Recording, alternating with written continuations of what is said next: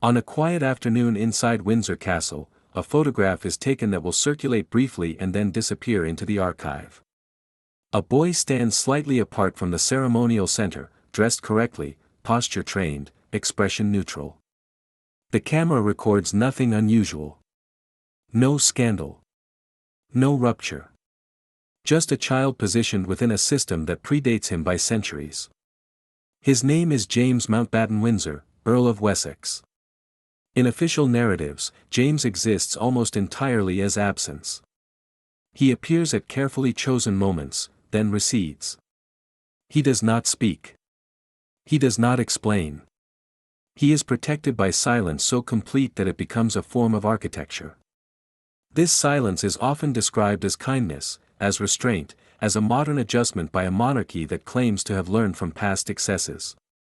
But silence is never neutral. James is born into a family that understands image as infrastructure. Every public appearance, every omission, every delay in visibility is deliberate. He is the son of Prince Edward, the youngest child of Queen Elizabeth II, and Sophie, Duchess of Edinburgh. A line close enough to the throne to matter, distant enough to be managed quietly. Not an heir, but not irrelevant. Not powerful, but never powerless. The British monarchy has long perfected a particular skill, the ability to decide which lives become symbols and which are kept deliberately unfinished in the public imagination. James's childhood unfolds behind this decision. He grows up during a period when the royal institution is under unprecedented scrutiny, fractured by scandal, exile, and internal recalibration. And yet, around him, the record remains remarkably clean. No interviews. No confessions. No access. This documentary does not claim that something terrible is hidden. It asks a different question. What does it cost to grow up inside a system where even your invisibility serves a function? When history is being written in real time, who decides which details are preserved, and which are quietly excluded? Because in monarchies, power is rarely announced. It is inherited, curated, and very often, withheld. James Mountbatten-Windsor is born into a dynasty that no longer speaks openly about its own survival strategies, but still practices them with precision. To understand the quiet architecture surrounding his life, it is necessary to step backward, away from the present-day image of a softened, media-aware monarchy, and into the deeper mechanics of lineage, inheritance, and controlled proximity to power.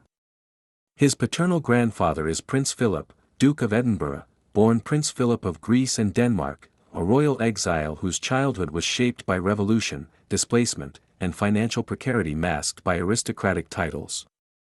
His grandmother is Queen Elizabeth II, whose reign was defined not only by duration but by an almost surgical commitment to institutional continuity. This pairing alone represents a merger of instability and discipline, trauma and containment, movement and stillness. Their children inherited not just titles, but coping mechanisms refined at the level of statecraft. James's father, Prince Edward, grew up as the youngest son in a family where hierarchy was both explicit and emotionally enforced. The line of succession was clear. Responsibility, scrutiny, and expectation were unevenly distributed by design. Edward was never groomed to rule, but he was never allowed to forget that he represented the crown. This position produced a peculiar tension, visibility without authority, duty without ultimate consequence.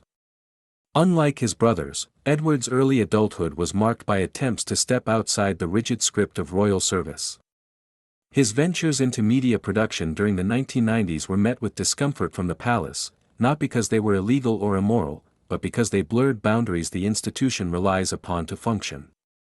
The monarchy does not forbid ambition, it forbids unsanctioned autonomy. Edward's eventual retreat from commercial life and return to full-time royal duty was framed as maturation, as acceptance of role. Internally, it functioned as a recalibration. The message was absorbed, not just by Edward, but by the system observing him. Deviation would be tolerated briefly, but not indefinitely. James's mother, Sophie Rhys-Jones, entered the royal family as a commoner with a professional identity of her own. Her background in public relations was often described as modern, even refreshing. But PR, at its core, is the management of perception, and Sophie's integration into the royal system was less a disruption than a reinforcement. She understood discretion. She understood narrative discipline. She understood the value of silence. Early in her marriage, Sophie became entangled in a controversy involving an undercover reporter, during which she made indiscreet remarks about palace politics. The fallout was swift and quiet. Apologies were issued. Access was reduced. The lesson was internalized. From that point forward, Sophie's public presence transformed. She became one of the most controlled, least controversial figures in the royal landscape. By the time James was born in December 2007, the family had already adjusted its internal posture. The monarchy was entering a new phase. The deaths, divorces, and scandals of previous decades had revealed structural vulnerabilities. Privacy was no longer merely a privilege, it was a defensive necessity.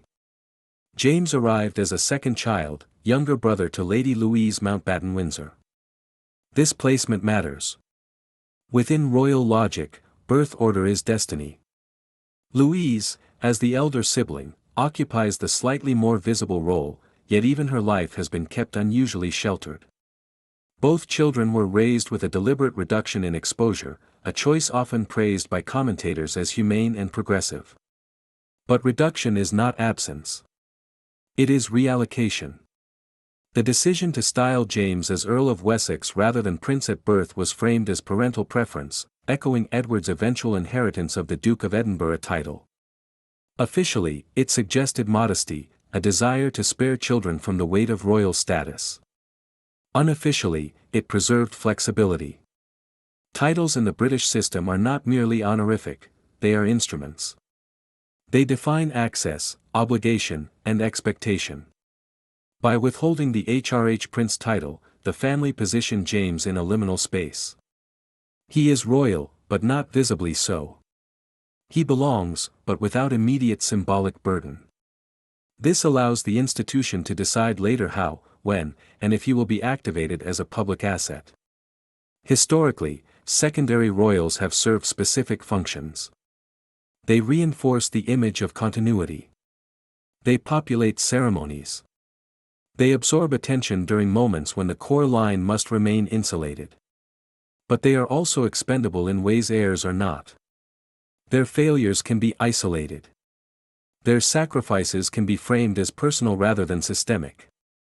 The Mountbatten-Windsor lineage is particularly adept at this distribution of risk.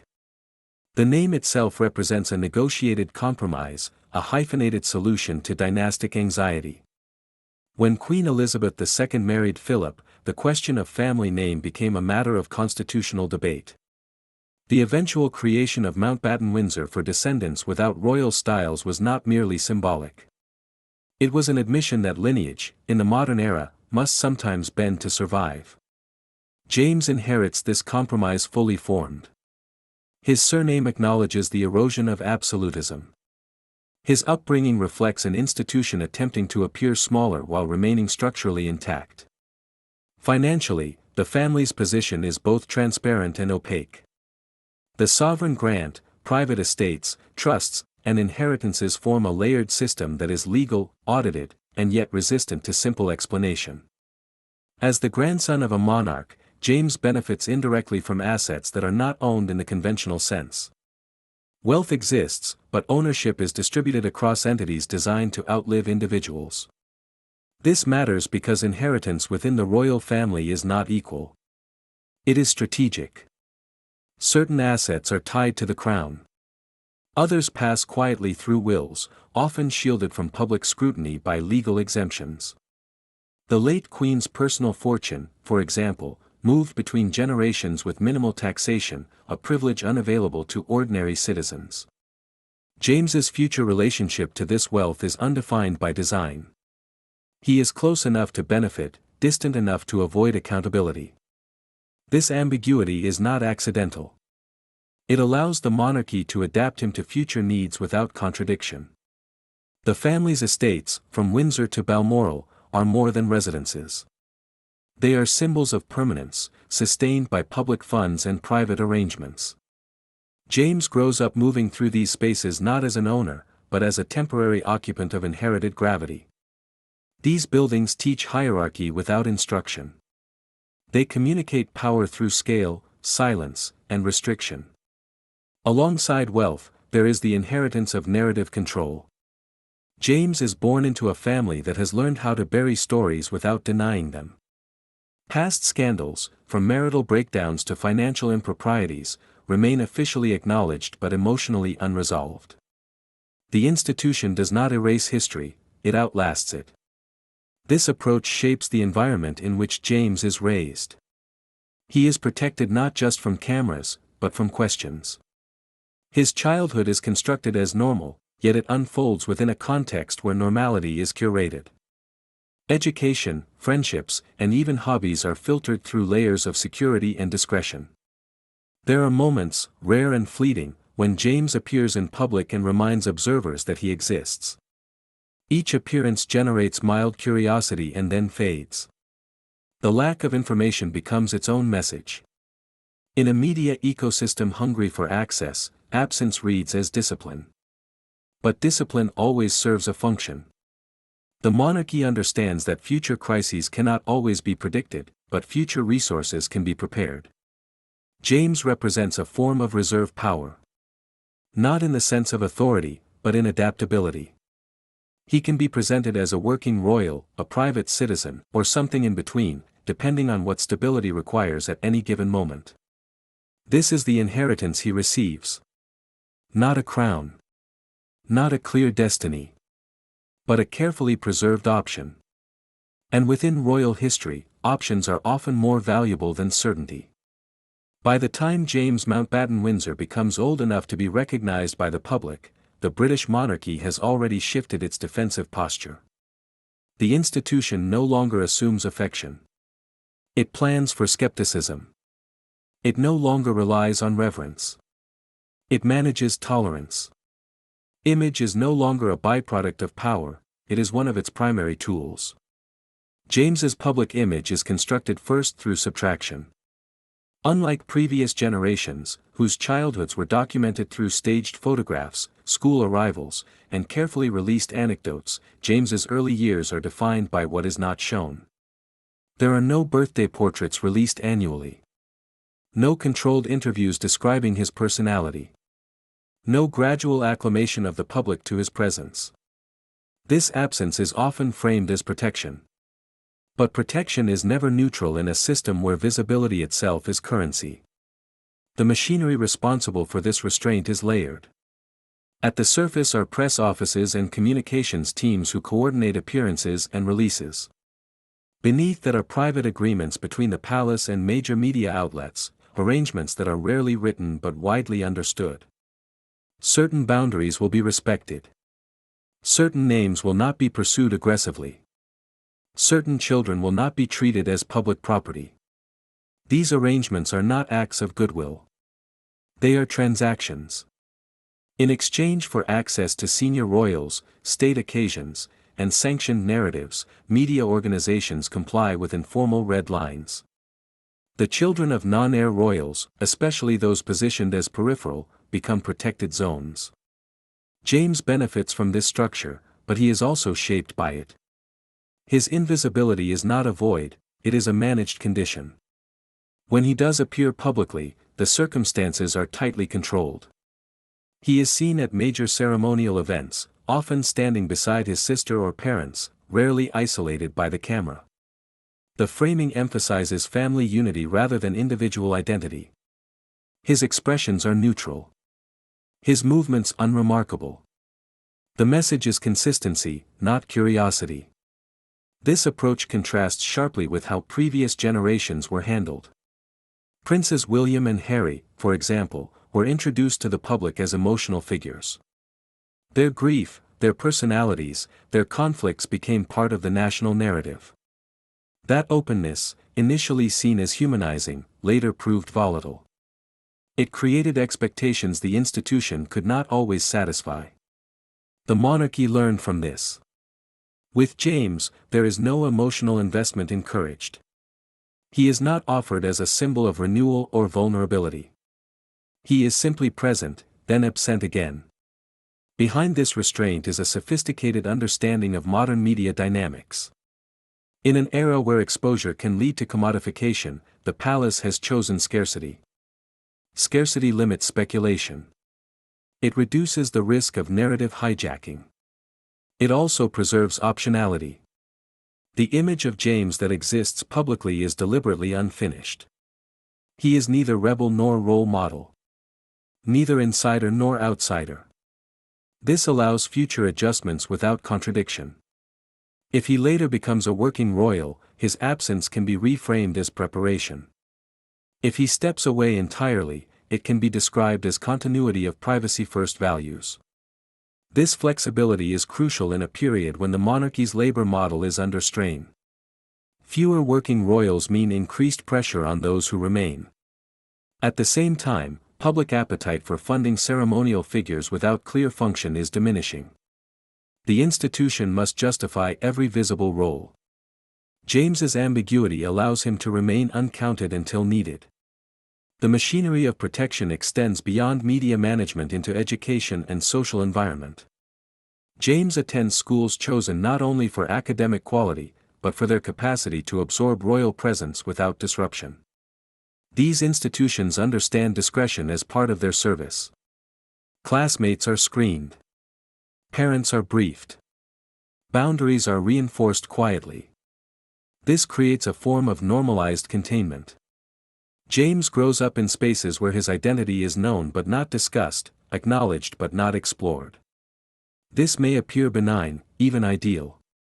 But it also limits the development of unsupervised identity. Privacy becomes structured, not chosen. Security protocols further reinforce this environment. Movement is planned. Access is mediated. Spontaneity is reduced.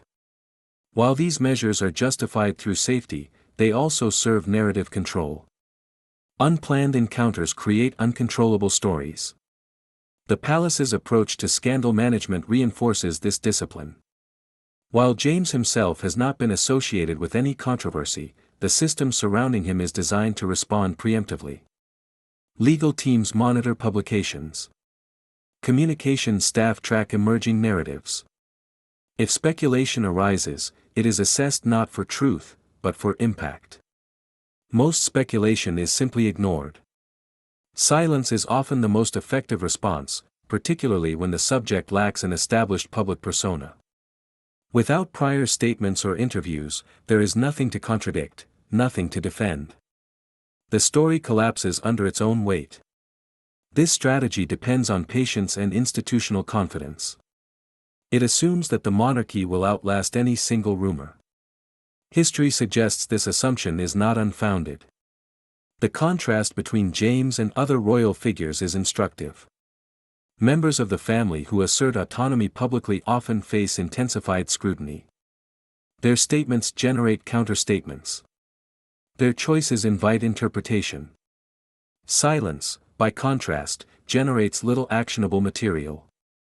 James's parents embody this philosophy. Prince Edward and Sophie have cultivated reputations as reliable, uncontroversial, and industrious. Their public engagements are numerous but rarely headline-grabbing. They do not offer opinions. They do not challenge narratives.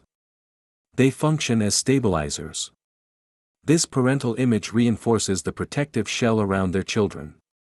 Journalists understand that there is little to extract. Editors understand that stories will not develop. Over time, interest dissipates. But this also means that James's identity remains almost entirely internal. There is no public feedback loop. No external reflection. His sense of self develops without the distortions of celebrity, but also without the agency to redefine his role publicly. The monarchy presents this as progress. A rejection of the exposure that harmed earlier generations. And in many ways, it is. James is spared the intrusion that shaped his cousin's adolescence. He is not asked to perform grief, charm, or relatability. Yet this restraint also preserves hierarchy. By limiting individual expression, the institution ensures that no single figure outside the core line becomes narratively dominant. Power remains centralized.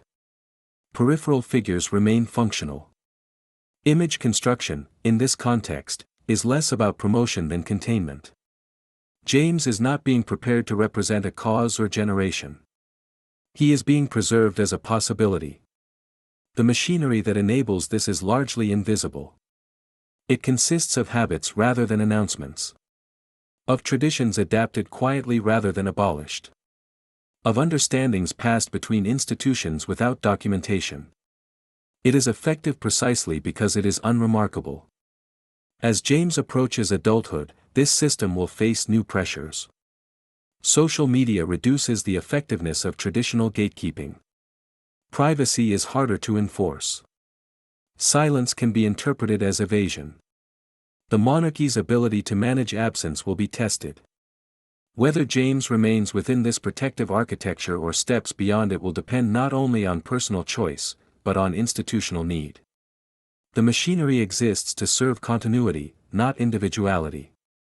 And continuity, in royal terms, is always provisional. There are no confirmed scandals attached to James Mountbatten-Windsor. No leaked messages. No compromised photographs. No court filings.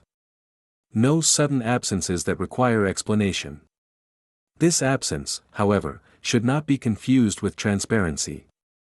In royal systems, the most revealing material is often not what appears, but what never reaches the surface.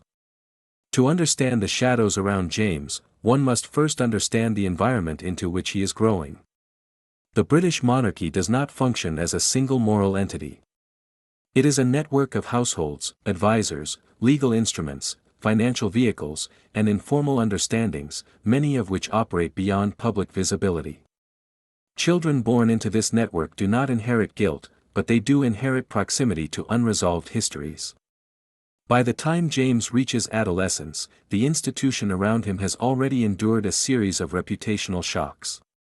Allegations involving Prince Andrew and Jeffrey Epstein expose not just personal misconduct, but structural habits of protection.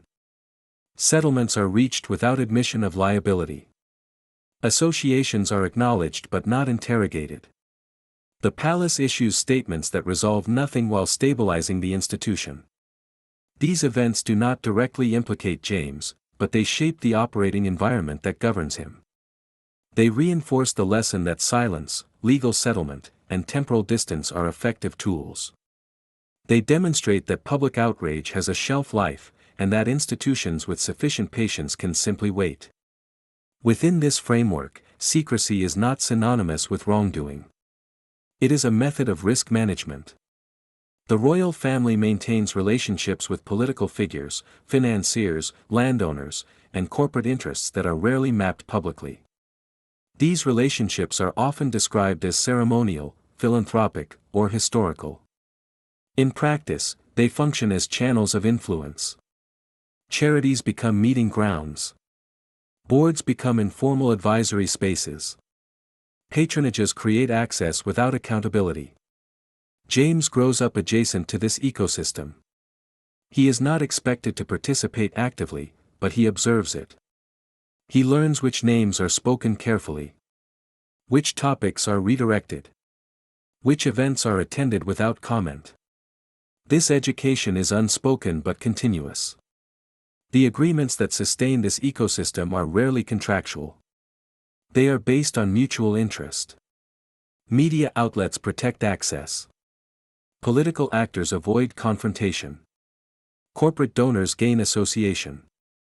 In return, the monarchy maintains its appearance of neutrality while remaining deeply embedded in national and international power structures. When potential controversies arise, the response is rarely reactive. It is anticipatory. Lawyers draft contingencies. Advisors prepare narrative pathways. Allies are consulted quietly. The goal is not to disprove allegations, but to contain them within manageable boundaries. James's role within this system is passive but strategic. As a younger, non-heir royal, he exists beyond the immediate focus of scrutiny. This makes him useful not as a shield, but as an unaffected constant. His presence at events signals continuity. His absence from controversy suggests institutional health. There are moments when secondary royals become involved in informal arrangements. Attendance at private gatherings. Introductions facilitated quietly. Educational opportunities extended through connections. None of these actions are illegal. Few are documented. All reinforce networks of reciprocity. As James matures, these networks will become visible to him if not to the public. He will encounter expectations framed as opportunities. Invitations that imply obligation without stating it. Silence requested as discretion. The monarchy does not demand loyalty explicitly. It rewards it structurally. There are also internal agreements within the family itself. Decisions about who works, who withdraws, and who remains undefined are not democratic. They are negotiated within a small circle of senior figures and advisors. Personal preference is considered, but institutional need prevails. James's undefined future is part of such an agreement. By not committing him publicly to a role, the family retains leverage. He can be deployed if necessary, or allowed to disappear without controversy. This flexibility protects the institution from both overexposure and attrition. Behind closed doors, discussions about cost, relevance, and public tolerance shape these decisions. The monarchy is increasingly aware that its survival depends on appearing restrained. Too many visible royals invite criticism. Too few create vulnerability. Balance is maintained through selective activation. James's generation is the first to grow up fully aware that monarchy is not guaranteed. Polling data, Republican movements, and generational shifts are monitored closely. Advisors track sentiment with the same seriousness once reserved for foreign policy. In this context, secrecy becomes strategic rather than defensive. Information is withheld not to hide failure, but to avoid commitment. The less the public knows about James, the less it can demand from him. This strategy also protects against future rupture. If James were to express views, form relationships, or pursue interests that conflict with royal norms, the absence of prior narrative would minimize fallout. There would be no betrayal of expectation, because no expectation was created. It is a form of institutional insurance. There are, inevitably, moments of tension. Adolescence introduces unpredictability. Identity formation resists containment. But the system around James is designed to absorb deviation quietly. Private correction replaces public discipline. Errors are addressed before they reach visibility. The figures who manage this process are rarely named. Private secretaries. Legal counsel. Trusted intermediaries. Their power lies not in authority, but in proximity. They shape outcomes without appearing in records. Some observers interpret this as benevolence. Others see it as control. Both can be true simultaneously. What remains clear is that James's life unfolds within a structure that has learned how to survive scandal without resolution. The monarchy does not eliminate controversy, it outlasts it. It does not confess, it reframes. It does not confront, it absorbs. James is not a secret. He is a protected variable. And in systems built on endurance rather than transparency, protected variables often matter most when conditions change. From the outside, the life surrounding James Mountbatten-Windsor appears carefully softened. There are no visible excesses, no tabloid-friendly displays of indulgence, no public markers of entitlement. This restraint is often praised as evidence that the modern monarchy has learned humility. But restraint does not mean simplicity. It means regulation. Behind palace walls and country estates, life unfolds according to rhythms that are invisible to most observers. Space is abundant, but freedom within that space is conditional. Privacy exists, but it is supervised. Comfort is unquestioned, yet rarely spontaneous. For James, growing up royal does not mean being indulged, it means being constantly calibrated. Daily life is structured around layers of anticipation. Security assessments shape movement. Schedules are reviewed not for efficiency, but for risk. Even leisure is planned with an eye toward optics, whether or not the public is watching. There is no true offstage, only moments where the audience is presumed absent. This environment produces a particular psychological texture. Children raised within it learn early that attention is not affection, and that affection is rarely expressed publicly. Praise is measured. Criticism is indirect. Emotional expression is guided toward neutrality. The goal is not repression, but stability. James is raised in a household that prioritizes normalcy as a principle. He attends school alongside non-royal peers. He participates in sports. He is described, when described at all, as polite, quiet, unassuming. These descriptions are not accidental. They are signals of success. They indicate that the system is functioning as intended. Yet normalcy inside a royal framework is always relative. Friendships are filtered through security. Invitations are assessed. Conversations are overheard or reported indirectly. The line between protection and surveillance is thin, and often blurred. For a child, this creates an unusual form of isolation. James is rarely alone, but he is seldom unobserved. He is known by many, but known intimately by few. Trust becomes situational rather than instinctive. The cost of this environment is rarely acknowledged publicly because it does not present as trauma. There are no dramatic incidents, no visible breakdowns. Instead, there is a slow narrowing of possibility. Certain futures become unlikely not through prohibition, but through quiet discouragement. Career paths, for example, are theoretically open. James could pursue art, science, business, or private life. In practice, each option carries unspoken consequences. Visibility risks scrutiny. Success risks politicization. Failure risks embarrassment. The safest path is often the least expressive one.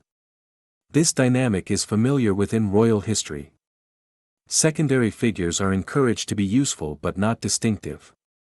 Engaged but not outspoken. Present but not prominent. The institution rewards those who do not complicate the narrative. James's parents model this approach. Prince Edward and Sophie perform duty without drama. They attend engagements without commentary. They embody reliability. This model offers safety, but it also defines the boundaries of acceptable selfhood. The human cost of this arrangement is not measured in suffering, but in restraint.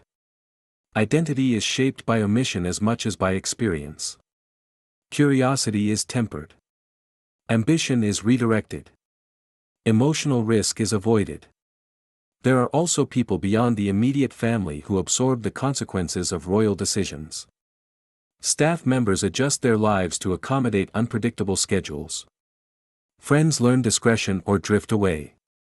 Romantic relationships, when they eventually emerge, will be scrutinized not just for compatibility, but for resilience under pressure. James will be expected to understand this without being told. The monarchy relies on internalized discipline. Rules are rarely stated explicitly because stating them acknowledges their artificiality. Even moments of apparent freedom carry weight. A casual outing becomes a logistical operation. A personal interest becomes a potential headline. The self is never entirely private, even when hidden. Support systems exist, but they are institutional. Counselors, advisors, and mentors offer guidance that aligns with continuity. Emotional support is framed in terms of adjustment rather than disruption. This does not mean that James's life lacks warmth or connection. Family bonds are real. Affection exists. But it is expressed within a narrow emotional register. Extremes are discouraged. Intensity is managed. Over time, this produces a particular kind of resilience. Royal children learn to endure ambiguity. They tolerate constraint. They accept that not all questions are meant to be answered. But endurance is not the same as fulfillment.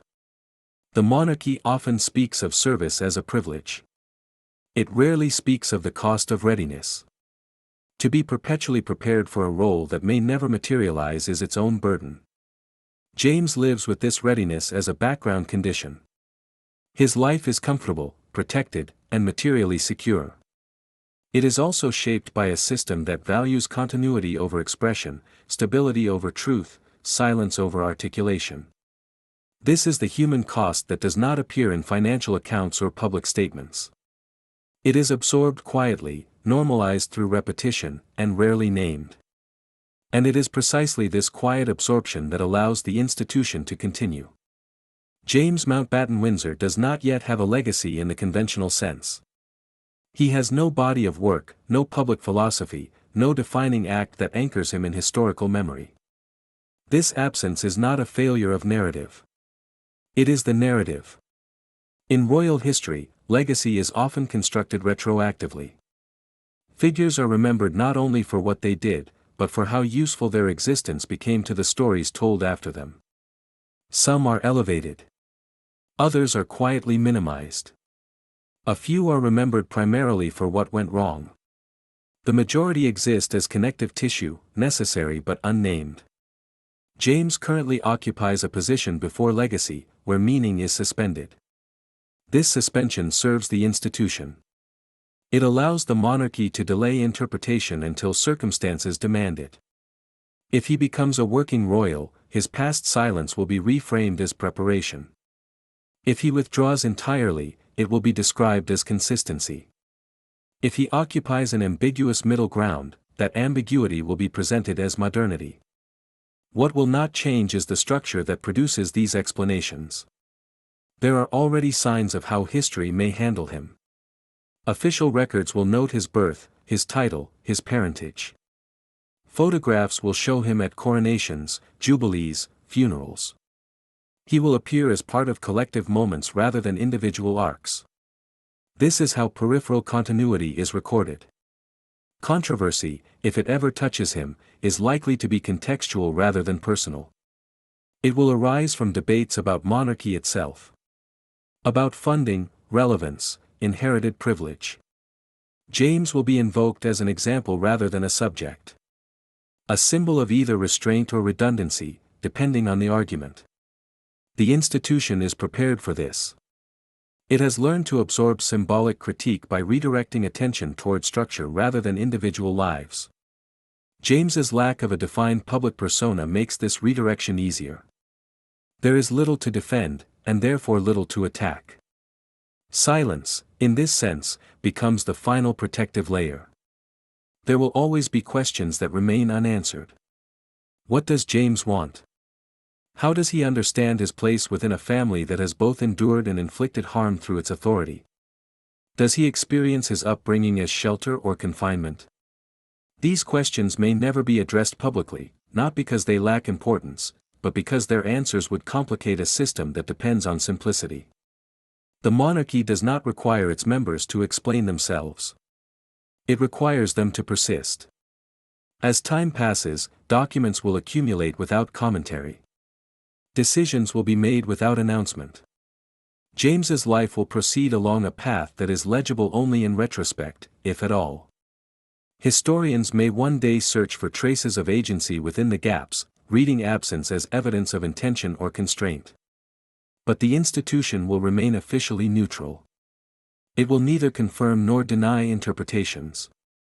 It will allow ambiguity to harden into record. This is how power protects itself at the margins. Not through spectacle, but through omission. Not through force, but through patience. Not by asserting truth, but by narrowing the range of acceptable questions. James Mountbatten-Windsor stands as a product of this method. A figure shaped by inherited structures rather than personal declaration. His significance lies not in what is known about him, but in how little is required to sustain his place. In the end, there may be no revelation. No scandal unearthed. No dramatic unmasking.